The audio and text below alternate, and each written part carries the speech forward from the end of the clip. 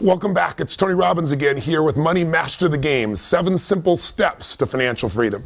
Let's get into gear now. We've given you the background, the overview of what this book is really about. Let's go through the 7 steps by beginning with step number 1, tap the power. In this session, we're going to make the most important financial decision of your life. And it's not a decision you might think it is. In fact, most people think that the way you get free, financially free or wealthy, is you get this big score. Somehow I'm going to make a bunch of money, or somehow I'm going to make this investment in Apple and it's going to triple, and that's what's going to make me wealthy. But all the research shows, in reality, people who earn huge sums of money rarely keep those huge sums of money. And very few people really get to the number that they're really after when they're trying to make that big score. And so I really want to show you a much simpler way. There are literally millions of people around the world that have become millionaires, and they've done it really slowly and easily because they've just tapped into a very simple power. And that power I know you've heard of called compound interest or compounded growth. The idea of growth upon growth, multiplying itself. Let me explain what I mean. Early in the book, I decided one of the people I wanted to go visit with was a man named Burton Malkiel. Burton Malkiel, or Bert, is an amazing professor who's at Princeton, and I wanted to go see him because he wrote a book that's become kind of an investing classic called A Random Walk Down Wall Street. And he wrote it in the 70s, and it's still popular today. And in it, he kind of shook up the investment field because he came up with this idea saying, you know what? People should be able to have a tiny bit of money and own all of the stock market and not pay these huge mutual fund fees that are usually hidden, that are eating away at your ability to grow and compound what you have into real wealth. And he was one of the earliest people to ever come up with this idea of promoting the idea of an index fund. An index fund, again, is really simple. Instead of buying Apple or PepsiCo or Coke or whoever the case may be, you can actually buy this index which mimics the entire stock market. So you get a micro piece of all these companies, all the best companies, for example, in the S&P 500 or the Standard & Poor's 500, if you're familiar with that. And so his idea has turned into a $7 trillion a year business. And another person I got to spend quite a bit of time with that you'll learn about here in the book and here with me is a gentleman who started Vanguard, and that's Jack Bogle. He took this idea and he bet his fortune on it. Both of these men understood something. And when I sat down with Burton Malkiel, the first thing I said was, look, I know you're a straight shooter. The guy definitely shoots from the hip. He doesn't care what people think. I said, tell me, what's the single biggest mistake that individuals make, that investors make in their life? And he said, Tony, beyond a shadow of a doubt, is they don't take full advantage of the power of compounding. He said, Einstein said it was one of the single greatest inventions of humanity. Understanding it can change everything in your life, and everybody says they understand it, he told me, but very few people tap it. He said, understanding something intellectually is not the same as doing it. If you're doing it, then you know it. If you understand intellectually, you know, like I've said before, that and $3 will almost buy a Starbucks mug of coffee. So what you really have to understand is how it works. And so I asked him, I said, Bert, what's the best way to teach it? And he went into this riff, and you know, he's in his late 70s, and it was kind of like I've read him describe this before, but watching him do it there in front of my eyes, his eyes sparkled and he got all in state. You can see he's done this so many times, but it's like a great musician, you know, it's like a Bruce Springsteen going off and doing a riff there directly for you. And his riff was to tell me the story about William and James. He said, tell me, to give you a real example. Let's say 2 guys, William and James, and let's say William starts out at 20 years old, and he starts taking a little bit of his money and just locking it down and setting it aside and investing it. Let's say he takes $300 a month, $4,000 a year, and he puts that aside and he doesn't touch it, and he puts it in the stock market, and let's say over time he averages 10%, and let's say he does it in an index fund, so he's not being taxed continuously, so it grows tax-free until the time he's going to take it out. And let's say he makes that investment, stay with me now, William makes that investment from the time he's 20, puts away that $300 a month, that $4,000 a year, till the time he's 40. He never makes another investment again. That's it. And then we see what he has at age 65. And then on the other hand, he has a brother named James. And James, he doesn't get started when he's 20. He doesn't get started when he's 30. He waits till he's 40, and then he starts to say, God, I better start doing something. So he does the exact same thing his brother did. He starts putting away $300 a month, $4,000 a year roughly. He gets the same exact return, let's say of 10% in a tax-protected environment. And at 65, from 40 to 65 is 25 years. So he spends 25 years putting money in the system. Think of it, $4,000 times 25 years is $100,000. His brother, William, he only did this for 20 years, 20 to 40, 20 years, times 4,000, 80,000. So the second brother, William and James put in significantly more money into the system, done it longer, but at age 65, they both got the same rate of return. Who do you think is doing better off? I know you know the answer, but the real question is, how much better off? And that's what most people have no clue of. William, who started earlier and quit earlier, has 600% more money. Not 20%, not 50%, not 600% more money. At age 65, both these men who got the same rates of return, but one started earlier and quit earlier, he has $2.5 million for William. And James, who started later and put more money into the system, but he started later, so he got less compounding, he ended up with $400,000. A $2.1 million difference. Now that could be the difference between total financial freedom for somebody or doing okay for a while and at 70 having to get a job to be somebody greeting people at Walmart. See, this understanding of compounding is how you can free yourself from this idea that somehow you've got to make this giant score, because the more you try to create that giant score, even if you get it, usually isn't kept. Now, how can I say that? Because I've been in this business working with people, some of the greatest entertainers, actors, musicians, sports stars, government officials who go off and make money afterwards. And I can tell you one thing, rarely do they keep it because they've never understood how to really tap into this power. And I'll give you one more example because Bert gave it to me at the time. He said Ben Franklin, when he was living alive, there were two cities that were kind of like sister cities for him. And it was Philadelphia and Boston. He went back and forth between them. They felt like hometowns to him. So when he died in 1790, he gave both cities $1,000, but the control and the guide was they couldn't be touched. The money had to be invested, had to be left alone for 100 years. After 100 years, he already calculated what he knew it would be worth. He said they could both take out $500,000. That 1,000 would be worth 500,000, he had calculated, or more. It was actually worth a lot more. And then at 200 years, they have to leave the rest in and let it accumulate. And at 200 years, they could take all the money out for both cities. Well, both cities got a $500,000 hit from a $1,000 investment 100 years out. That's pretty amazing mathematics. When it grows, you think about that. Nothing was added to it. It was just natural interest growing, the growth that happened in the market. And then what happened in 200 years? That $1,000 had grown to $6.5 million, even though they'd already taken $500,000 out and it didn't get to compound for 100 years. $6.5 million, that's a 3,000% return. So compounding is amazing. And I know you've heard of it. I'm sure you've got examples you've heard. But what I really want to do in this particular session with you is get you to take step one to financial freedom. And that is to start tapping this power. And the way you're going to tap this power is give up the illusion that you're going to get this home run. And I'll help you with a home run. We'll use a metaphor. How about Curt Schilling, Boston Red Sox? If you're a sports fan, you know about this man because he went to 2 World Series. Brilliant man. He made $100 million in income. $100 million. Now check this out. How much does he have today? He's bankrupt. In fact, he's not only bankrupt, he's upside down $50 million.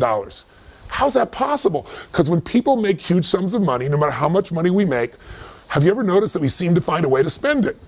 And you say, that's impossible. But when you make that much money, you buy yourself a business or you buy an island, and guess what? You can be upside down so quick it makes your head spin. About, if you're old enough, maybe you remember LA Confidential and the woman who won the Academy Award for that, Kim Basinger. Or maybe if you've really been around a while, you remember 9.5 Weeks. She was the highest paid actress of her day. She was getting $10 million a movie at a time when no one ever dreamed of those kinds of numbers. But guess what? Today, she went through bankruptcy. She bought a little town, paid $20 million in Texas for a town, made some bad mistakes, and went bankrupt. I could give you a list that'll make your head spin. I mean, some of the greatest people that found themselves, if not bankrupt, completely busted. People like Willie Nelson, Marvin Gaye, Francis Ford Coppola, who did Godfather, for God's sakes. These are people that made more money than most people ever dream of. Or how about Mike Tyson?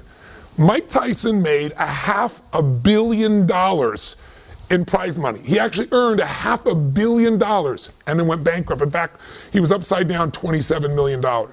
Michael Jackson reportedly had a contract for almost $1 billion, and he couldn't make the payments on his ranch, the Neverlands Ranch, of $25 million.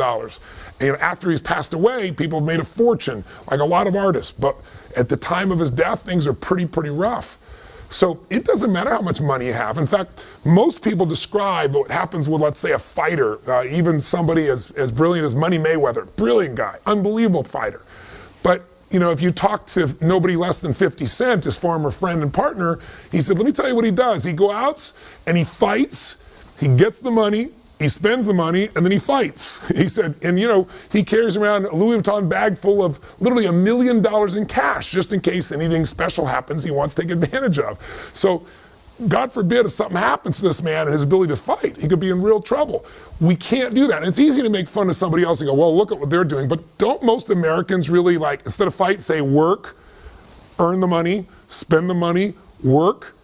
That cycle is the worst cycle on earth, and that's a cycle I want to get you out of right now, today, by tapping the power and making step one the most important investment decision in your life. So what the heck is it? Well, what if you decided that you were no longer going to be a financial trader? What are you talking about, Tony? I'm not a financial trader. I don't invest in stocks. I don't do that stuff all day long. Most Americans are financial traders, even though they don't think of themselves that way. Why? Because if you're trading time for money, you're making the worst financial trade in the world. Your goal, and the goal I have for you with this book, is to make money your slave.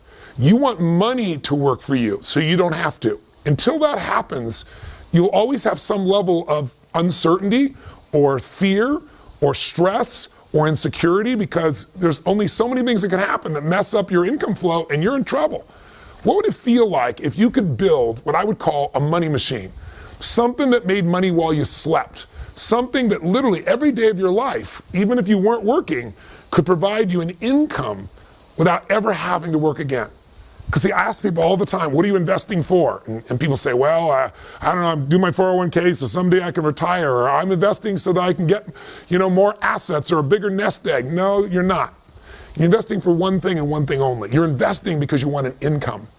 You want an income that will last longer than you live. In fact, I mentioned before, the number one fear of baby boomers today is that not they're going to die. That's their number two fear. The number one fear is I want to run out of money while I'm alive. And millennials have the same fear because, according to statistics, about 70 to 75% of the people are going to run out of money before they die. And we're all living longer. So the chance of that happening is off the charts unless you and I create a money machine. What does that mean? It's really simple. The most important financial decision of your life is deciding that a portion of all the money you earn in your life is yours to keep. That you're not going to give it up. It's for you and for your family, and you're going to keep a portion of what you earn forever, and you're going to grow it. That you're not going to give it to, Kate Spade. You're not going to give it to the Gap. You're not going to give it to whoever you normally gave it to. You're going to keep that for yourself, and you're going to grow it into something that literally will make it so you don't have to work as long as you live. I call it a money machine because it's really simple. If you were to just think of yourself right now as you're a money machine, if you take a look at this graphic, here you are, you work your tail off, and what happens? You use your efforts to get money. You trade time for money, you take work and effort for money. But what if you just did something so simple? You already know to do it, you're just not probably doing it at the level that you could. What if you made a decision that a percentage of what you earn, you're never going to see it, it's just going to instantly and automatically be put into building this money machine, where you're going to take a portion of what you earn, 10%, 15%, 8%, 20%. You get to decide the number. But a portion of what you earn, no matter what, before you ever see it, it's almost like a tax, but the tax is paid to you instead of the government. The tax is for your future self. The tax is about creating financial freedom, so you're not like most people who end up their life being stressed out all the time, where you're the person that can do what you want, when you want, where you want, with whomever you want, because you got freedom. How do you get there? You take a portion of this money that you've done right now and you've earned, you automatically start to fill up this money machine. And just visually imagine, as you work, more goes in, you fill it up, and there's a point, a tipping point, if you will. We call the tipping point a critical mass. There's a point where the money you've saved and invested will have grown to a point that there's enough there that if you were to get just a small return on your money in a secure environment, the income off your investments, just the income, the investments are still there, the money is still there, that critical mass, that nest egg is so big that the interest you make on it alone, that interest gives you the income you need to live your life as long as you live without ever having to work again as long as you live, period. Now, I have that privilege And I'm fortunate to have helped a lot of people establish that who thought it would never happen, because they don't understand that when you take that little piece aside, you're not just putting in this money machine. If you're smart, if you do what we show you in this book, the other 6 steps, that money won't just sit there accumulating. That money is going to grow. That money while you sleep is going to make more money and grow and grow and grow, so you get to that critical mass, that nest egg, that peak number where the income frees you for the rest of your life. Now here's what's ironic. And I mentioned this before, but I want to reinforce it for you. If you do this, you will get to the point where you won't have to work. And then I will warn you in advance, you will work.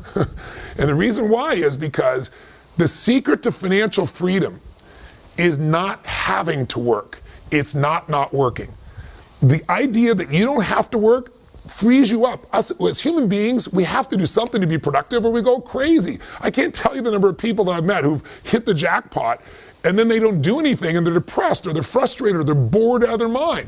You just want to make sure that what you do with your time is what you love, that it's your passion. And if your passion is your work, you'll work more.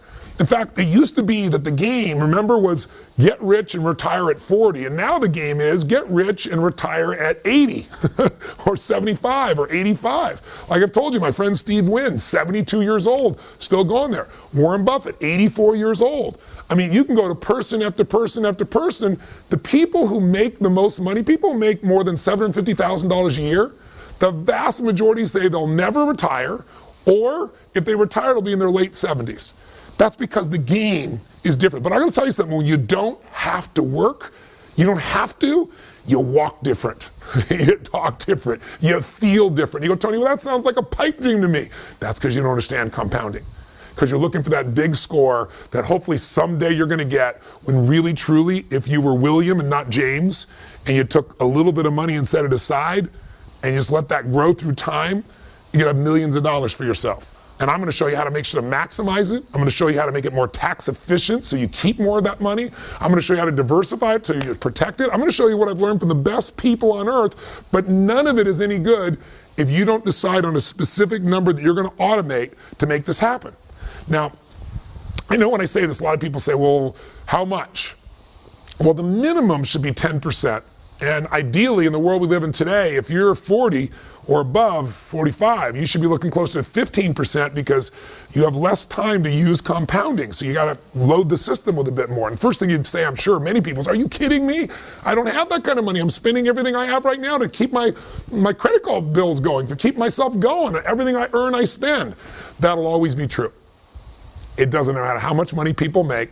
Trust me, I've been there myself. You know, I went from barely surviving, trying to figure out what to do, to earning extremely well, and then barely surviving because I overspent. And I mean, it's just the nature of human beings. Our vision gets bigger, we have more resources. But if you will draw a line in the sand and you don't have to think about it. The thing that Burt Malkiel told me, he said, Tony, the secret to it all is you got to pick that number, and then you don't change it. It's like a tax, and you don't see the money. We'll show you how in the book here. You automate it so that money is taken out immediately. If you run your own business or you go to work somewhere and they raise our taxes by 5%, 8%, 10%, you're going to hate it. You're going to be mad as hell, and it's still going to get paid. That's just the way we are as human beings. So why not create a freedom tax? And it's really not a tax at all. What about a freedom gift? I call it the Freedom Fund. What you want to do is decide right now, what percentage, and by the way, I'm going to mention one thing. You might say, well, Tony, I'm already doing this. I'm already contributing my 401k. Then I want you to decide right now, and I'm going to show you how to maximize your 401k. I'm going to show you how to get rid of the fees in your 401k. They're eating up your compounding. You're compounding fees if you don't know what you're doing in this area. But if you're already doing this, I want you to pick a number right now that you might increase to. And before you pick the number, whether it's 10 or 15 or 20, whatever that number is, you're going to want to decide it and not change it, other than increase it maybe in the future. And you're going to make it automated so that money goes into your Freedom Fund. Not a savings account, a place where you're going to be investing that money and growing it till it hits a critical mass that throws off the income you need so you never have to work again. So you have that true financial freedom. So if you're saying, well, Tony, I don't know how I'm going to do this, let me give you 2 pieces to help you think about this. I could name dozens of stories or examples of people that I've met over the years who started with nothing and became wealthy because they just took a little piece off and forgot about it and let it grow and grow and grow and grow. But I'll give you one of my favorite examples, Theodore Johnson. This is a man who never made more than $14,000 a year in his entire lifetime. He worked for UPS, and he only did one thing different than most people. At late stage of life, in his late 80s, he's worth $70 million. He did not inherit any money. All the money came from compounding $14,000 a year. How did he do that? He committed to one thing. He decided 20% of all he earned was going to be set aside. Every check, every bonus, every situation, 20%. There was no excuses. He'd have to find a way to do things differently, earn money other places, but that 20% was sacred. And it compounded over a lifetime for him and gave him $70 million. In his late 80s, he donated $35 million away, still had $35 million, and guess what? Never made more than 14 grand. I mean, there's no excuse. When you understand the power of compounding, it's game over. But you gotta get beyond your knowing what it is to acting, and that's really what I'd like you to do right now. So right now, why not make a decision right now in this moment and say, this is what I'm gonna do. I'm gonna stop trading time for money. I'm gonna make money work for me. I'm gonna make money my slave, and I'm gonna make a decision right now that no matter how hard it may seem in this moment, I'll get used to it. I've got to decide a number that I'm gonna set aside, and that number's not gonna move, and I'm gonna automate it. What is that number for you? Is it 10%? Is it 15? Is it 18, 20? Is it, gosh, I gotta at least start with 7? What's the number gonna be?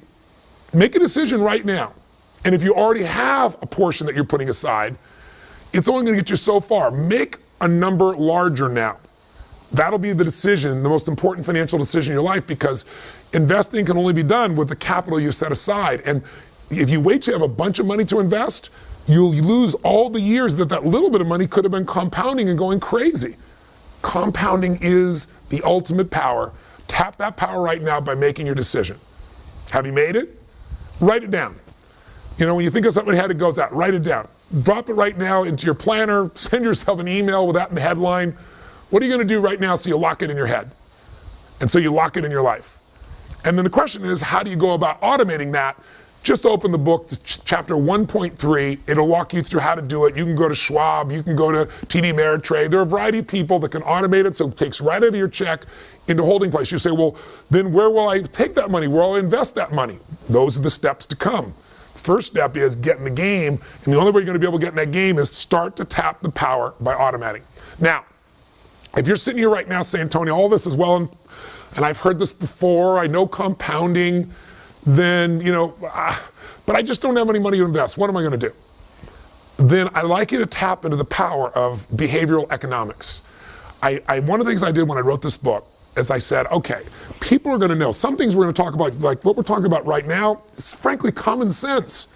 But common sense is not too common. Have you noticed that? People know it, but they aren't doing it. So I said, I want to get people to do it. So I went and met with a whole series of Nobel Prize winners of behavioral economics. And the behavioral economists are guys that spend their entire life, and women, focusing on what is it in human nature that makes us screw up financially? And what technique can we use to get beyond our minds so that we don't need discipline and we automatically get the right results? What these behavioral economics experts do is they basically study the human brain and human nature, and they try to figure out what is it in our nature, the way the human brain works, that makes us make the wrong decisions when it comes to finances. And one of those things has to do with the fact that, you know, we want these things, we give more value to things that are immediate than in the future. Like what is in front of you right now seems more real than 10 years from now, even though 10 years from now you're going to get there. And if you don't do something now, it's going to be painful. And so a lot of these experts have figured a way to get around your own nature with these little behavioral tricks. So it doesn't take discipline to make it happen. So for example, Shlomo Bernartzi, who's from UCLA, and Richard Thaler from Chicago, both came up with a brilliant system called Save More for Tomorrow. Let me explain how it works. So if you right now say, Tony, I know I've got to save. I know I've got to I've got to start tapping the power of compounding, but I'm spending every dime I have and there's no way out. First, bullshit. I'm sorry, but I just got to say bullshit. You can find a way. If it's your entire life and future depends upon it, don't accept that. We all get what we tolerate. There's a way to find it. There's something to cut. There's something to create. There's some way to add more value. We'll get to that later. But with this system, what they said is, look, if I said to you, next week we're going to meet and we're going to have this meeting would you like to have some fresh fruit or would you like to have chocolate cake? When they do this research with students, about 80% of the people say, no, I'll have some fresh fruit, especially in an environment that is somewhat health-oriented and so forth. But when they get to the meeting a week later, exactly the opposite, 80% reach for the chocolate, the chocolate cake. So it's always easy to diet in the future. And similarly, when I say you got to take some money today and invest in it, your brain says, oh, I don't have any room for that, there's no time for that. So what Shlomo and his partner Thaler did is they said, what if we let people save more tomorrow? What if you said to people today, make a commitment today that when you receive your next raise of any sort, that raise will then be put aside for savings in your freedom fund and to building your financial future. And interestingly enough, most people are saying, I'm willing to do that. I can't do it right now, but I'll do it in the future. And as a result, if you do this program, and I explain it in the book in more detail, but just the highlight note is you can go to your HR department and you can let them know. For every raise you get, you're going to take out X percentage. I'll give you an example. They took a group of people in the Midwest who were blue-collar workers with no room to be able to save. These are people that said there's no way. So both Shlomo and Thaler together said, you got to save 3.5%. Anybody can save 3.5 cents out of $1. You've got to do that. So they all agreed. They said, but then you're also going to be used to this formula of save more for tomorrow, which means every time you get another raise, another 3% or 3.5% is going to be set aside. The most crazy thing happened. This group of people went from saving nothing or 3.5% to saving 14% on average. Now, when you start saving 14%, it's a different universe. You're going to start compounding. Get this, 65% of these blue-collar workers who never saved anything in their life were saving 19%. Now, when you start saving almost 20%, that's what made this man with $14,000 a year end up with $70 million. That's the power of compounding activated. So here's what I'm going to say to you. There is a way. And if you say, Tony, well, but there isn't. Okay, I'll agree to do this in the future, but what if I don't get a raise? Well, if you don't get a raise, I'd say to you, learn to become more effective. I always tell people, find a job where your raise becomes effective when you do. Either own your own business, get yourself in sales, do something where you have some control, or start a little business on the side. We can talk about those things later, but for right now, let's pretend you can't get any more money anywhere. How could you still do it? You can save and get that money to invest. Save something you're spending money on. How about this? Take one night a week and don't go out to dinner. Order a pizza in, watch a movie at home instead of going out to the movies. You'll save at least $40. In the world we live in today, probably a bit more than that. If you save $40 a week by just having a pizza, not going out for dinner on one of those nights, or not going out and spending that money, $40 a week sounds like so small amount. But if you took that money and you put it in your freedom fund, and you grew it at 8%, and we're going to show you some people, for example, in this book, who've averaged over 75 years closer to 10%, and with very little risk up and down. But let's say you averaged 8%, and you left it in there for 40 years. You know, you're 20 years old, you're 25 years old, you're 30 years old even. Plenty of time. Do you know what that money turns into? $40 a week? That's almost $2,000 a month. 80% compounded turns into $500,000 by itself. See, the money's going to get spent. The only question is, are you going to compound it in something real, or are you just going to throw it away? The real goal in step one here, tap the power. If you want to say, what's the first step of these 7 steps that are going to get you financially free? You tap the power by stop being a consumer and start to become an owner. That's what you are when you decide to invest. You become an owner in American business or world business. And when you own businesses that are growing, you get to grow with them. And as they compound in their value, you get to compound what you have in your ownership of them as well. So you got to become an owner, and you've got to become an investor. And the only way you can do that is decide on percentage you're going to set aside. Now, you can use save more for tomorrow, start with a small amount and build up. That's such an easy way to do it. You can just say, boom, I'm going to start with 15 right now. But you got to make sure that it's automated. And if you're still saying, okay, all this is wonderful, but where do I come up with this money? Well, let's take something. You've all heard people talk about their Starbucks strategy, stop drinking Starbucks. I think a lot of you are going to still drink your Starbucks. It's pretty addicted. But I'll give you a simple one. How about bottled water? You know, I come from Fiji. I have a home in Fiji, and Fiji water is very popular around the world. I don't know what bottled water you drink, but almost everywhere you go, nobody drinks out of a tap, and I think for damn good reason. But there's an alternative to the tap. It's called filters. Filters cost almost nothing and they don't waste all the plastic. Do you know the average person, if they took 2 drinks of bottled water a day, it's the same as your pizza, right? 2 drinks a day, just think of it, over 30 days, check it out, 60, right? Times $2 each, and you start going, I got myself $120 a month. You know, if it's 3 bottles of water a day, that's $180 a month. $180 a month is going to get you past that, get you in that $2,000 range again.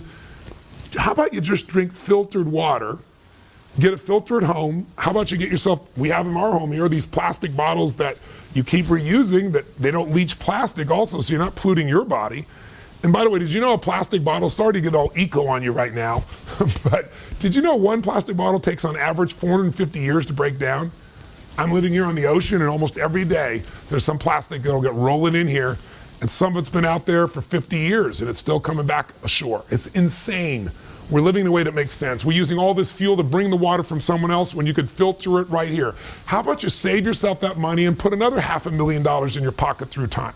Just another way of thinking about it. In fact, if you're trying to figure out how the heck do I ever get the money to invest in the first place, I'd say there's a couple places you could look, and I'll wrap this video up. One, you could certainly find some things that you're currently spending money on that no longer give you joy. A friend of mine I wrote about in the books, the lady here she finally figured out she was spending so much money on her car. It was an old car, and the fixing in the car and the fuel in the car. With financing, she'd go buy a brand new car. She went and bought a brand new Cherokee white pearlescence Jeep. She had this giant smile on her face. She'd only been through like 5 chapters of the book, but she figured out, you know what? For the money I'm spending, I could have a much better quality of life. And she was saving money also that she now put in her freedom fund to invest. In other words, money she was spending on the car, she got a better car, and the savings were now creating for a financial future where she wasn't the money machine anymore. Her freedom fund was going to become the money machine. You follow me? So there might be some things you could cut. There might be some things like water or bottled water you're not losing anything. In fact, you get something better for yourself and less wasteful. So that's one approach. Another way is to find a way to earn more. And I'll show you in the book, we'll go through a section where I give you 5 little mini chapters. How do you save more? And I show you all kinds of examples so you have this money. I show you how you can earn more so you can speed up the process. And you say, but Tony, I can't earn more. I'm a school teacher. Well, I have the same mentality. My mom, when I was growing up, she wanted me to be a truck driver. She used to watch those Truckmaster truck driving schools, and they talked about you can make $24,000 a year if you become a truck driver. And my mom said, you've got to do this. You'll be on the open road. You'll have the sense of freedom. Your father's locked down. My father worked as a parking attendant underground in a Century City garage in LA for 30-something years of his life, my natural father. And she said, you'll make twice as much as your father and you'll have more freedom. But I looked around and I thought to myself, I think truck driving is a beautiful thing, but I had a mission of things I wanted to do. And I also thought, I don't think I could ever drive that truck far enough or long enough to be able to have freedom for my family for the future, because I didn't understand compounding. I could show a truck driver today how to do it, but I didn't know how. But I did learn something really important along the way. I was 17 years old. And I went to meet this man. Didn't go meet him. I went to attend a seminar by a man named Jim Robbins, who later became one of my first mentors. And Jim was a personal development speaker. And he would get up and talk for 3 hours, which I thought was a long time. If you've been to one of my seminars, you know that's not a long time. And he would share these tools and philosophies of how to improve your life and a few strategies. And I was very touched by him. And the very first night I met him, he said some things I never forgot. He said, you know what? Everybody wants life to change. But for your life to change, you have to change. For things to get better for you, you've got to get better. And he said, instead of complaining about how you don't have the money and how things aren't fair or going on a strike, he said, rarely will that get you. Strikes will get you pennies of improvement. He said, the most powerful thing you can do in the marketplace is to understand how the marketplace works. And here's how it works. If you can find a way to do more for others, if you can find a way to add more value and become more valuable, you will become worth more. But you got to be worth more. You've got to be able to say, how can I do more for this business I work on? How can I help them save them money? How can I bring skill sets to make them more profitable? You've got to think about that, because we're all paid in accordance to what our worth is in the marketplace. Not our spiritual worth, not our emotional worth, not what our worth is as a soul, but our economic worth. See, in the world we live in today, there are people that make $7 an hour, and there are people that make $3.5 billion a year. I'm not saying one is better or worse, but I'm saying one has a lot more choices. Now, why? Because if you go to work at McDonald's and you're working fast food, you're going to make about $7.75 an hour currently. I just looked it up, crazy. It depends on where you live in the country, but $7.75. Now, at $7.75, you don't have enough to really support your family in any way. You're going to have enormous stress. And we could say, well, we should make that number larger. But in reality, the reason you make $7.75 if you work at McDonald's is because almost anyone can be trained to do that job, especially the way it's automated today, in about an hour, maybe 2. But if you're going to earn more, you've got to be able to give more, do more, create more. And I don't mean just work harder. You got to do something that adds more value. David Tepper made the most money of anyone last year in personal income. He made $3.5 billion with a B. And that's because he's a hedge fund guy. And we live in a world where the majority of people are putting their money in a bank where they're getting virtually no money, or maybe 25, a quarter of 1%, maybe 1%. And this man got the people invested with him a 40% return. Now, when you get 40%, that changes your life. Some people, if you're getting a quarter of a percent, if you're getting 1%, it's going to take you a couple decades to double your money. At 40%, you're going to double your money in very short order, less than 2.5 years. So it's an interesting process to see what that value is. And he said, Tony, what you must do is find a way to do more for others than anybody else has done. He said, if you can find a way to help millions of people, then obviously you can be a millionaire if you want to be that. He said, but it's got to be something they want, something they value, something they think is incredible. Now, why do I tell you that? Because the first time I started talking about compounding and saying one way to do it is start to earn more and put more aside. If you think you don't have enough now, I had this school teacher come to me and she said, but I can't. I'm this fixed income, and there's no way for me to get a raise. And I said, you know what? One of the great injustices of our current society is that the most important jobs, like, for example, a teacher, where we're entrusting the future to someone to help us with our kids create their own future, create their skill sets, their abilities, they're horribly paid in this country. But you can complain about the system, or you can take control of what's within your own control, and you can find a way to add more value. She goes, how am I going to do that? I said, I know a school teacher, I described him in the book, who makes $4 million a year. How? He decided, I love working with 30 kids, but if I only work with 30 kids, I'm going to make $60,000 a year. But if I can find a way to work with hundreds of thousands of kids, I could earn hundreds of thousands or maybe millions of dollars. And all he did was he became incredible as a teacher.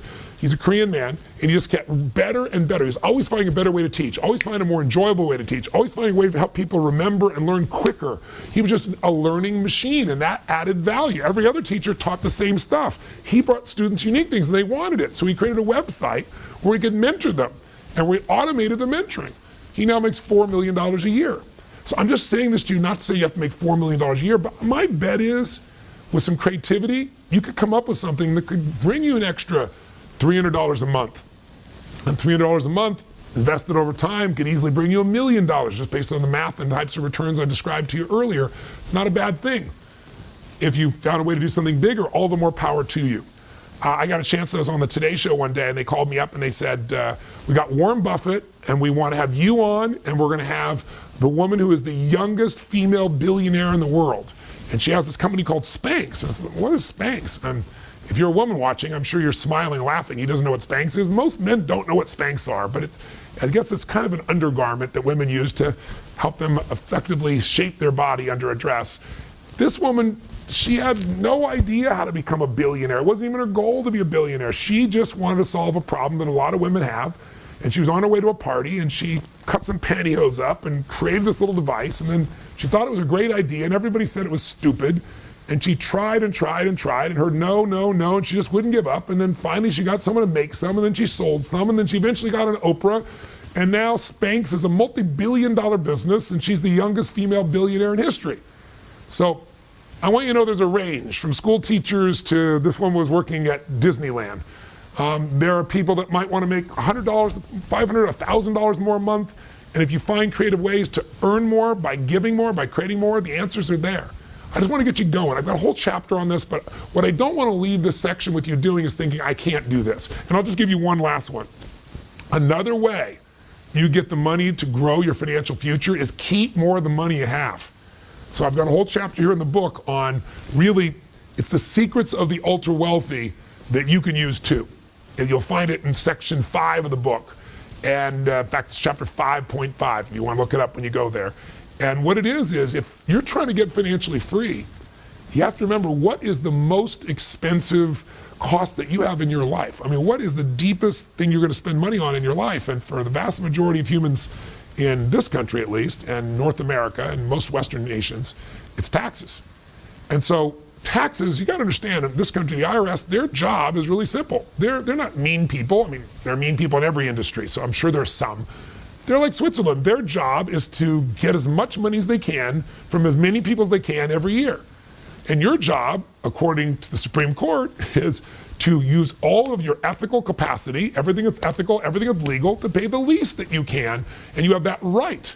That's not being not democratic. Now, I paid plenty of taxes, tens of millions of dollars in taxes, and I'm really grateful that I have the ability to do that at this stage of my life. But I also have learned from all the best investors that I've worked with, I'm talking the best on earth, they all know that tax efficiency is one of the ways to speed up how to get from where you are to where you want to be. Because if you can keep more of what you have and compound it, you're going to do even better. And there's a tool that ultra wealthy people know and use. It's IRS sanctioned. The IRS supports it. And very wealthy people and very wealthy organizations use it. And it allows you to grow your investments literally in an environment where it can be not just tax deferred, but tax free. What that means is if you tell me you have $500,000 built up over the years in your 401k, I might say to you, if you're in the 50% tax bracket, no, you have $250,000. You might say, Tony, no, that's not true. I've got $500,000. I said, yeah, but half that's the government's money if you make 50%, if you have 50% tax. But what if that $500,000 could be put in an environment where when you made $500,000, it was all yours? That would get you your goals twice as fast, wouldn't it? Or if you're at a 30% tax rate, 30% faster. It might save you a decade. So be sure to check that part of the book out. All I want to get you to know is the game is you got to tap the power. Step number one. Step number one of being repetitive, but I want you to get it. We want to make that decision right now. Step number one is make the most important financial decision of your life. Decide right now, what percentage are you going to keep for your family forever? What percentage of your money are you going to set aside, automate, and make sure you put in a freedom fund that you're going to start to invest and build into something that will eventually provide that income for you where you never have to work again as long as you live. You only work because you want to, not because you have to. Sound exciting? Well, as simplistic as it is, I'm sure part of your brain's going, well, okay, I'll do that, but where am I going to invest? Where am I going to put this money? That's coming next. But first, you got to make the first step. So let me turn this video off. Either pick up the book, read the details, or call Fidelity or Schwab, or go online and find a way you're going to just automate deducting. What's the number? Don't change it. If you already got a number, increase it. Is it 10? Is it 12? Is it 14? Is it 15? Is it 20? Is it at least 7 or 8? And then what are you going to do to grow it through time? All right? Hope I got your attention. The power of compounding will give you real wealth, not just going for a big hit. And hey, by the way, if you get a big hit and you're smart, you'll throw a bunch of it into your freedom fund. You'll just get there faster. Thanks for watching. Look for my next video in a couple of days. Live strong and live with passion.